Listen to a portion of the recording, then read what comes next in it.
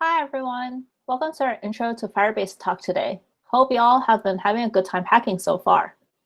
My name is Andrea, and I'm a software engineer at Google on Firebase in our New York City office. Here's our agenda for today. I will briefly introduce Firebase by letting you know what it can do at a high level, and then we'll chat about how and which Firebase products might be helpful for your app during the hackathon. We'll also step through an example app to show how all of these products can be used together. And so we ask, what is Firebase? Firebase is Google's app development platform based on Google Cloud Platform, and Firebase integrates with several other Google tools such as Analytics and Ads. And of course, it's built on Google infrastructure, so it's designed to scale. Firebase products support a lot of different client app platforms shown here. We have client-side SDKs for iOS, Swift, and Objective-C, Android, Java, and Kotlin, Web JavaScript, C++ and Unity for game developers, Flutter, and several popular frameworks like Angular and React Native. We also have a series of server-side SDKs as well to plug into your existing backends. Firebase is a suite of almost 20 different products, and these are the categories we like to think about to make sense of all of the product offerings. Firebase is intended to help you through the life cycle of developing apps, which typically goes something like this. When you're first starting out, well, you'll need to build the app. These are the products that can help you do exactly that. There's Authentication, which is a logging in system, Cloud Firestore, and Real-Time Database, which are both NoSQL databases. Cloud Storage to help you store big blobs of data like photos, videos, and audio content, and Hosting, which helps you put your website onto the internet. After your app is built and deployed, you can monitor how it's doing in terms of performance by using Crashlytics and performance monitoring, and you can fix any quality bugs and use TestLab to test those fixes on different devices. Once that's done, your app will probably reach a stable state, and you may want to grow your app to attract more users as well as to retain the users you already have. Since we're at a hackathon and there's a super short amount of time to actually build a product, we probably won't get to the stage of improving app quality nor growing the app. If your team does decide to continue on with your app after the hackathon, though, the improve and grow products could be really helpful. And the link at the bottom there is a blog about how Firebase works as a whole, including how the different products work and interact with each other. All right, so now that we know roughly what Firebase is, let's talk about using it to build out a new app. Before we do that, let's introduce what we're actually trying to build. We're going to build an expense tracker. As a person who really cares about how I'm spending my money, I really want to keep track of my expenses. What I actually do now, no joke, is keep a spreadsheet of my expenses. I'll look at my receipt and manually enter the date, vendor, item bought, and amount spent each time I spend money. And this is mostly okay until this happens. Having tons and tons of receipts because I either procrastinated and let my expenses pile up, or I went on a business trip and have a ton of expenses from all of those lifts I took and each delicious meal I had at all of those awesome restaurants, on top of the flights and hotel expenses. That's a lot of receipts, and it becomes quite painful and tedious to manually enter all of that data. In large quantities, it's just really not that great of an experience to have to manually input the vendor, item bought, and amount for all of those receipts. Since we're now at a hackathon, why not make an app to make this all better?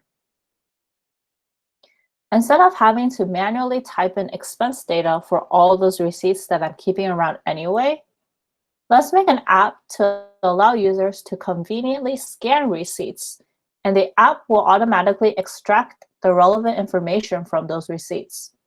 That way, the app does all the work with just an uploaded receipt image, and it can send extracted information to the user for verification. The user no longer needs to do any manual work other than taking a picture of the receipt. So, what are our app requirements?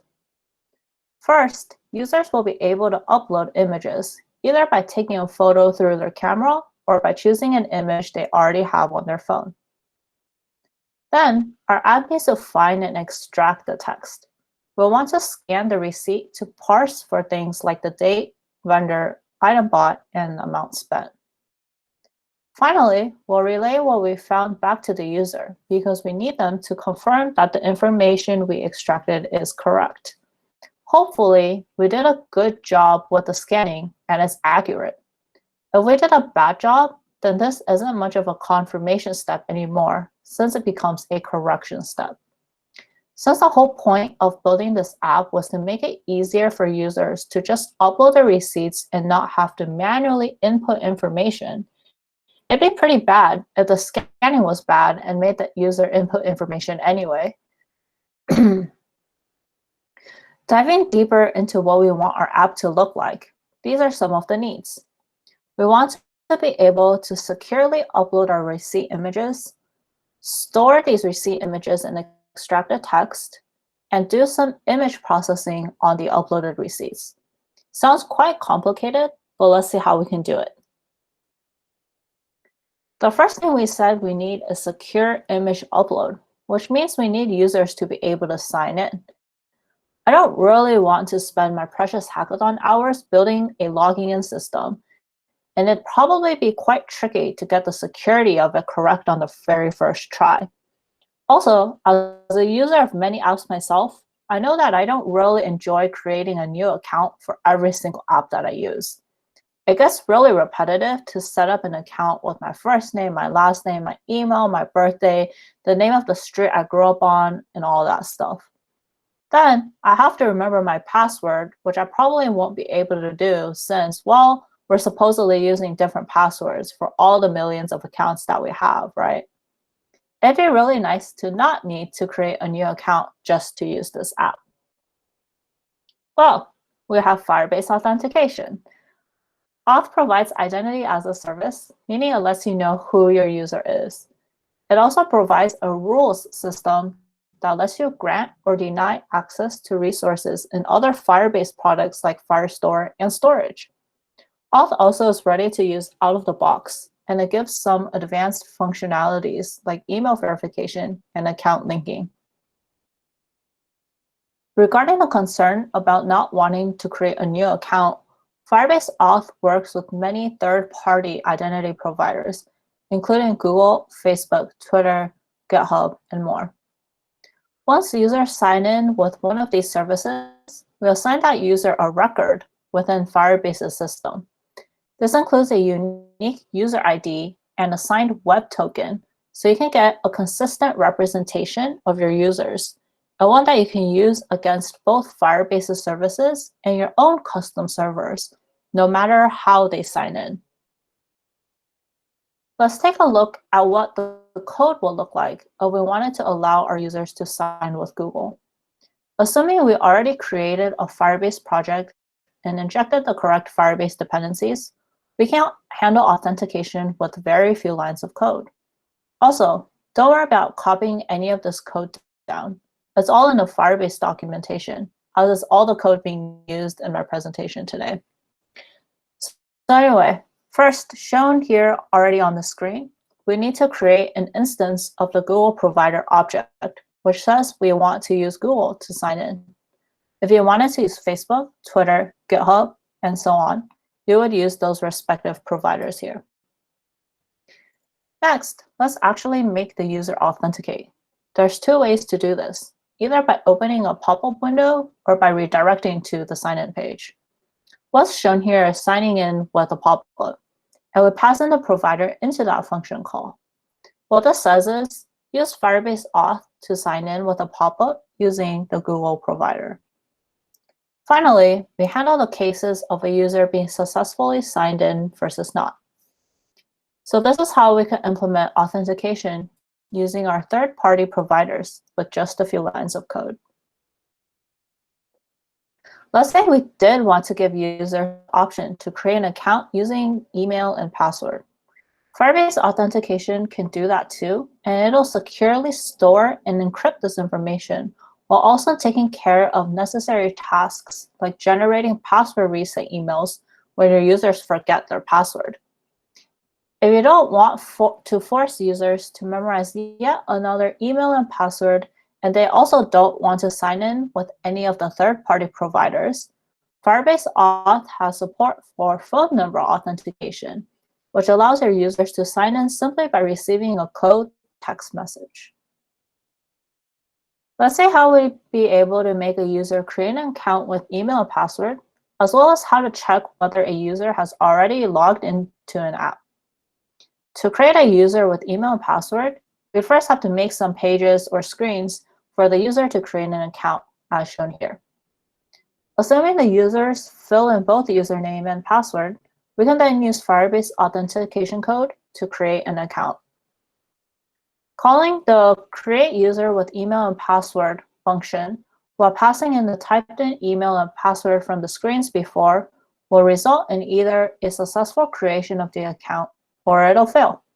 If it fails, we can handle the errors here. If it succeeds, we'll be able to see the user's new account in the Firebase Console. Let me show you what that looks like. Firebase Console is a web portal to let you see what you've been doing with Firebase for your project. So in this case, we'll be able to see all the users who have logged into your app here, as well as their email information if they create an account on your app. So this is what Firebase Authentication looks like in Firebase Console.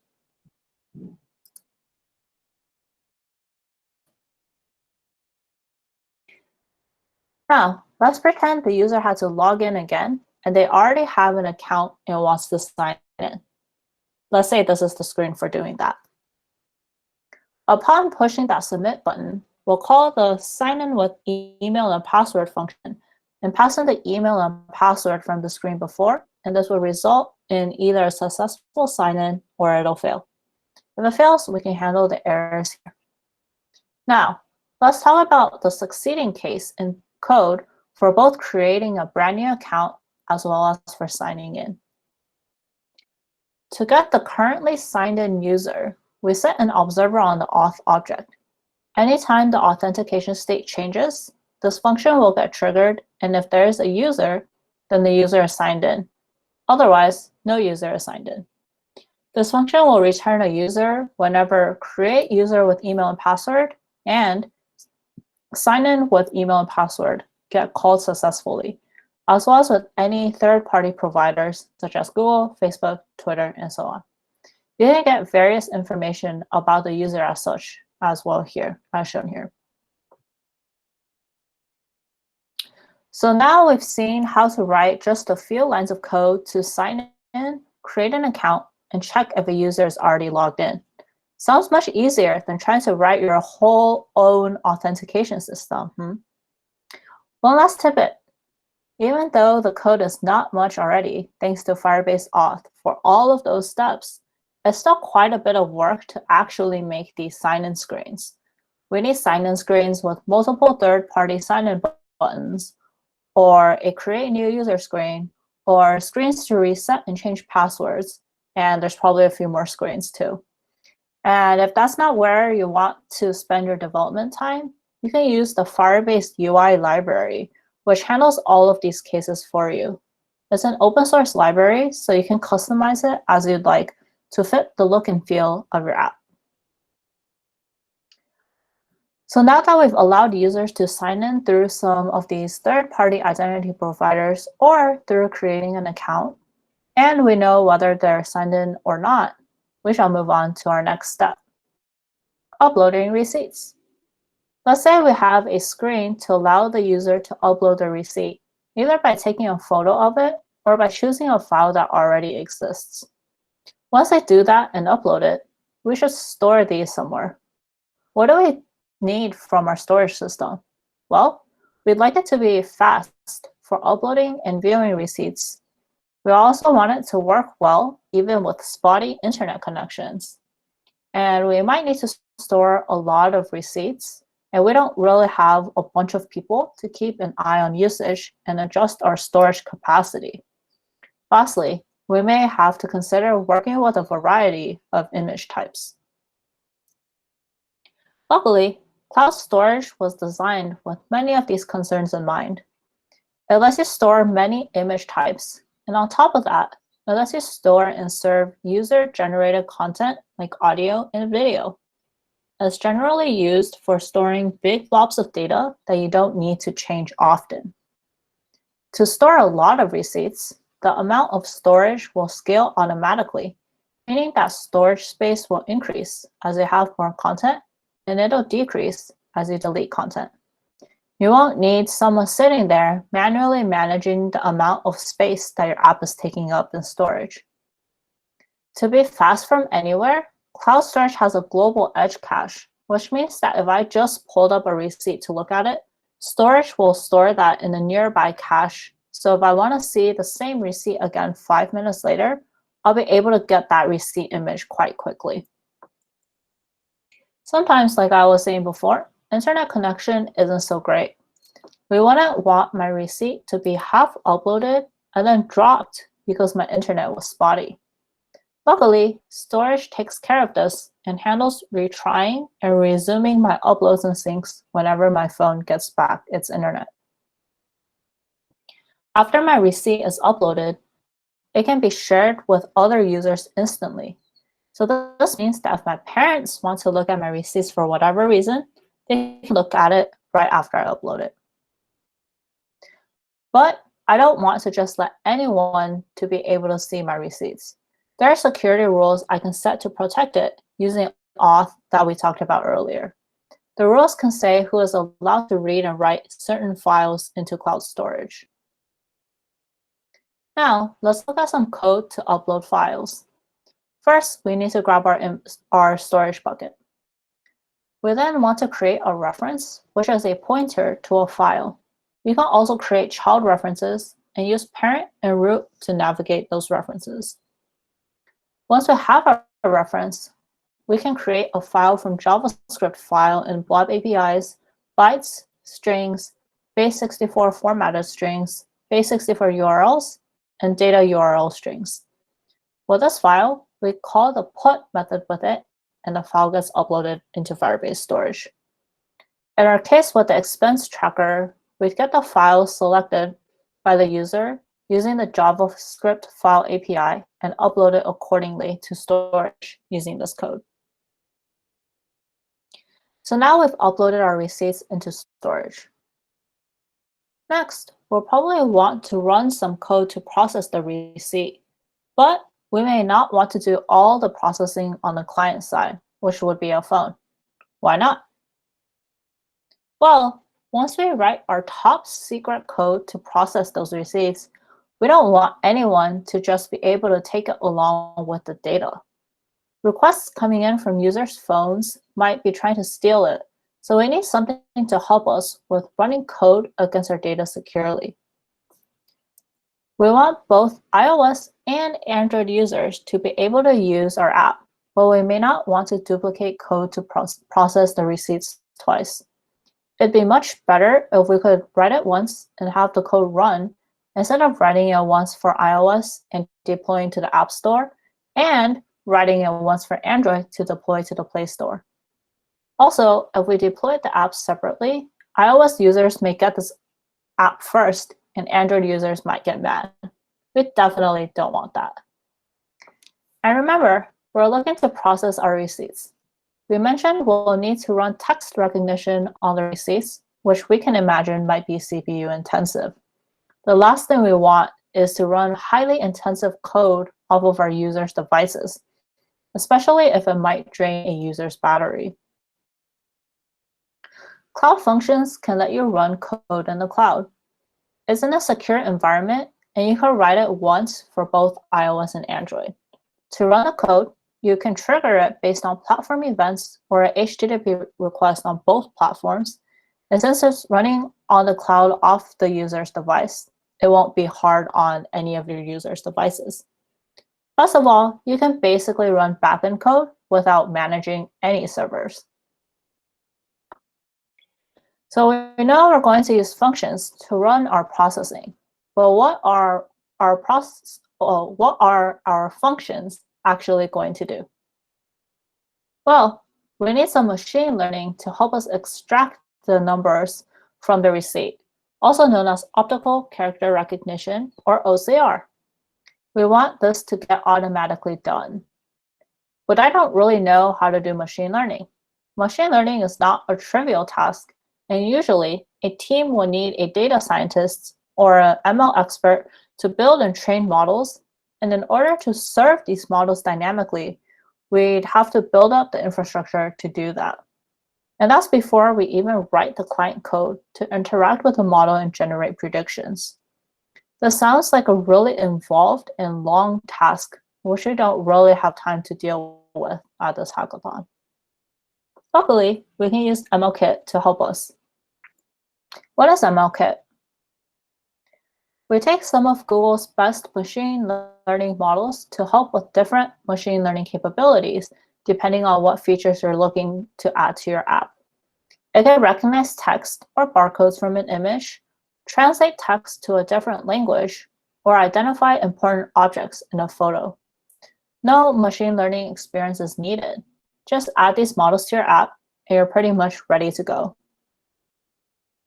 And while these libraries can be useful in many situations, what do you do if you have machine learning needs that don't fall into one of these categories? Well, MLKit for Firebase has two other features that can make it easy for you to create and deploy custom ML solutions. Which one of these do you think we should use for our OCR? If you guessed text recognition, you're right.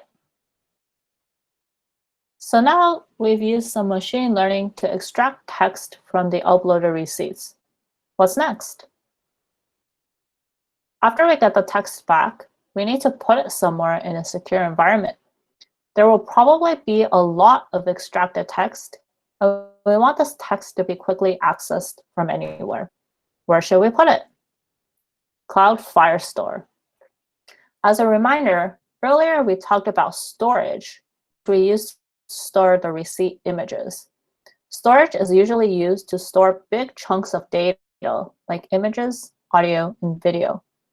Cloud Firestore here, on the other hand, is a NoSQL database where you can store data like strings, numbers, and whatever else your app requires. Firestore is used more for structured data that you might be changing often.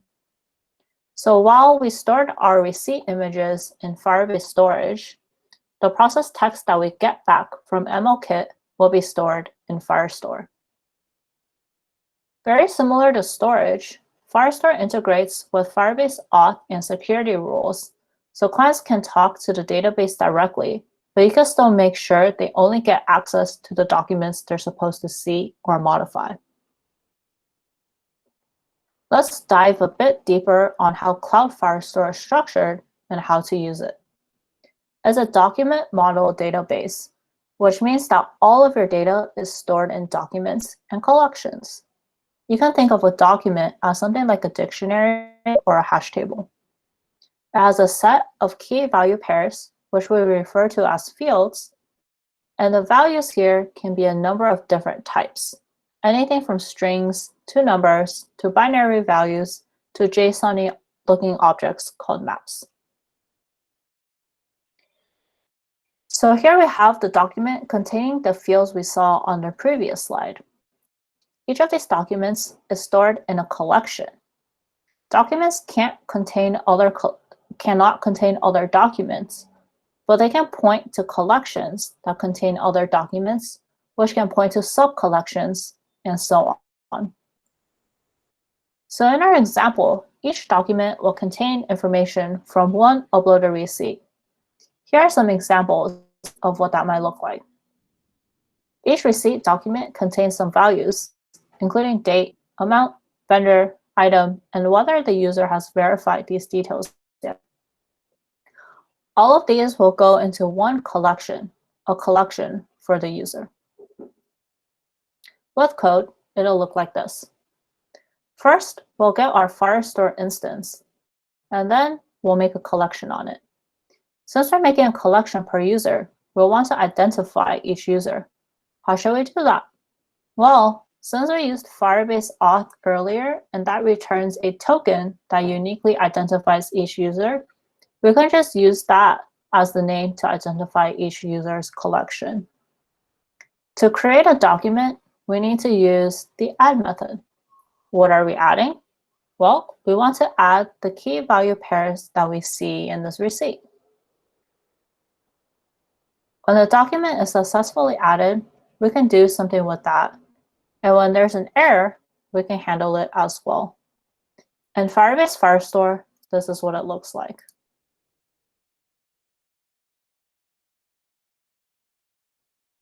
As you can see here, here's the token from Authentication. And the document name is a random string made up by Firestore. I didn't type in that anywhere, and that automatically happens when we call add. I'll talk about a case where we might want to actually name each document in a moment. So inside this document, you can see all the fields we put in when we called add.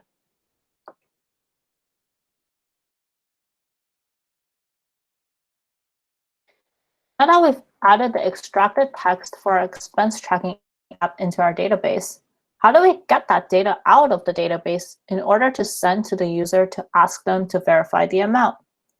We use the get function to get all the documents within our collection. We then loop through each of the documents and send the information to the user to verify. All right, so now, as I mentioned before, we didn't really care about what each document was called, so we let Firebase set a random string for each receipt document. Let's pretend for a moment that instead of tracking each receipt, we are using this app to track an entire family's expenses. We want to track the total cost a family has spent in the year, but we don't care about each specific receipt amount. In this case, we'll create a collection of total costs, and each document will be for each family member containing information about when they've last spent and the total amount they've spent this year. So like before, we'll make a db.collection, but this time with the name cost. We'll also have a document for each family member who is using this app. So each family member will have their own unique auth token. We can set the document to be identified with that unique auth token. And then we'll use the set function, which pretty much does the same thing as the add function we used before, except that it uses the specified name that you put here. And like before, when the document is successfully added or edited, we can do something with that. And when there's an error, we can handle it as well. In Firebase Firestore, this is what this looks like.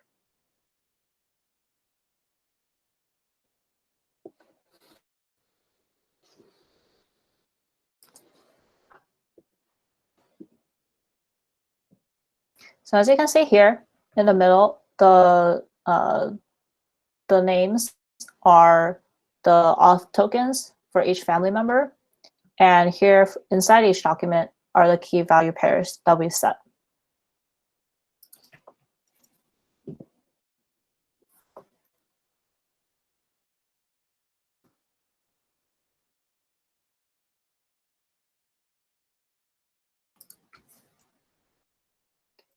So let's see how to get that amount out of the database. Like before, we'll find the cost collection and the doc with my auth token. We'll use the get function just like last time, but instead of getting all the documents, we'll only have to get one particular document for one particular family member since we specified the document.